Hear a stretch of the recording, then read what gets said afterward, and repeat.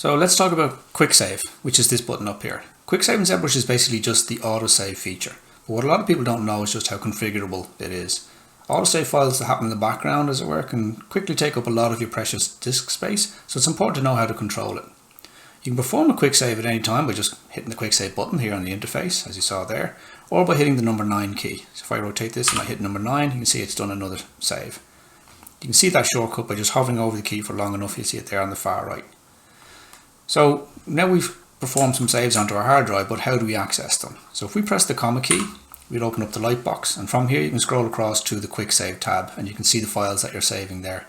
If we click on this, this is the default folder that they're saved in, and we can change that, and we will do later on in the video. But for the moment it's important to know that this folder has nothing whatsoever got to do with wherever you're doing your normal file save as. So you could be saving it into a project folder, and then you hit QuickSave, it will always go into this folder and not the folder that you're currently working on. So why would you use this over a regular file save as? Well, sometimes you just want to save temporary files while working, or you're doing tests or something like that. Or maybe with your normal file save as, you want to save the history of your subtools, which take up a lot of space, but you don't want to fill up too much space with undo history for every little intermediate step of something that you're working on. So that's when you'd use QuickSave. So this happens if you intentionally hit QuickSave, files get put into that folder, but ZBrush also does timed autosaves, which are also called QuickSaves, and these are the same thing and are put into that same folder. So you can access most of those settings from the Preferences menu. I'm going to close this down by hitting the comma key, and we go up to Preferences, and you'll see that there's a QuickSave menu down here. So the maximum duration is the amount of minutes between QuickSave saves. If you don't perform a save of any kind, ZBrush will do one in this time frame. So this is the amount of minutes that it's going to take. So if you do a manual save, like a file save as, or ZBrush does an autosave, then this timer basically gets reset. The rest duration is the number of minutes it needs to be idle before it will perform a QuickSave or an autosave. So if you leave your computer or you switch to another app, in the background it's going to autosave after 1 minute. You can change this obviously. So it doesn't matter if you've already done an autosave, if you switch apps or you stay idle, this is going to happen. So in that way it's almost unaware of this maximum duration setting. For skip history, this obviously skips the history of all the subtools during your save, making the file sizes smaller.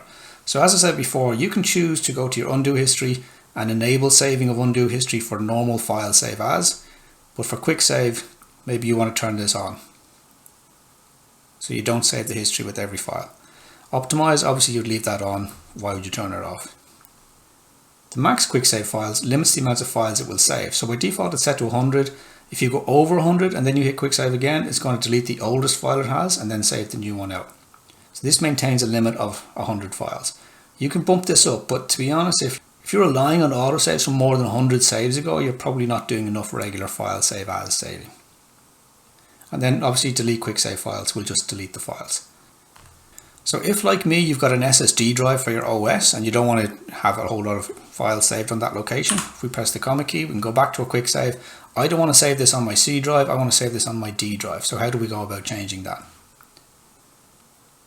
So if you browse to the following location on your hard drive or on a Mac here, you can see that you're going to find the QuickSave directory. If we go back up one directory, you're going to see that you have the ZBrush QuickSave path .txt file. This is the directory that you're saving in by default, the QuickSave. This is the path to that file. So if we double click on that to open it up, you can see that this is the path to there. So effectively, we just want to change this.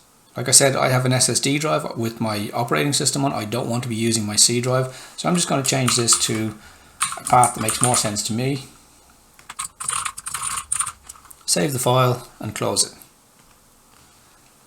ZBrush also creates a ZBrush scratch Diskpath.txt. You can also change this to a path that makes more sense to you on an alternate drive if, for example, this was also using your OS drive. So this path I've now changed, but it's very important that we actually create that directory before we implement it inside ZBrush. So here you can see I've created that directory before we restart ZBrush.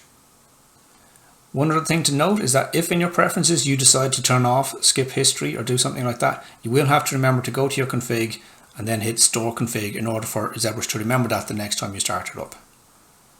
And you'll see when I open ZBrush up again, it's no longer finding the QuickSave files from the previous directory, because every time I do a QuickSave now, and I'll just refresh this by going out and into it again, it's now storing it on my eWork ZBrush folder.